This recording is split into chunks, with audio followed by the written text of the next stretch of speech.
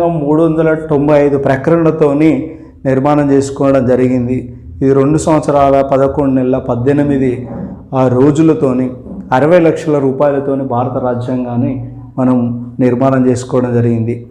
అయితే మనము ఏదైతే అమెరికా రాజ్యాంగం అనేది ఉన్నదో, అమెరికా రాజ్యాంగం అతి చిన్న రాజ్యాంగం, దృఢ రాజ్యాంగం, ప్రపంచంలోనే మొట్టమొదటి లిఖిత రాజ్యాంగం అన్నాము. చిన్న రాజ్యాంగం అని ఎందుకన్నామంటే అందులో 7 ప్రకరణలతో మాత్రం అమెరికా రాజ్యాంగం నిర్మాణం చేయడం జరిగింది.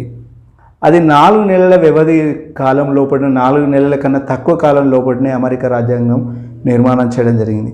అయితే ఏదైతే మనము ఇక్కడ ఆస్ట్రేలియా అనే దేశం ఉన్నదో, ఆస్ట్రేలియా అనే దేశం మాత్రం 9 సంవత్సరాలు కష్టపడి రాజ్యాంగాన్ని నిర్మాణం చేయడం జరిగింది.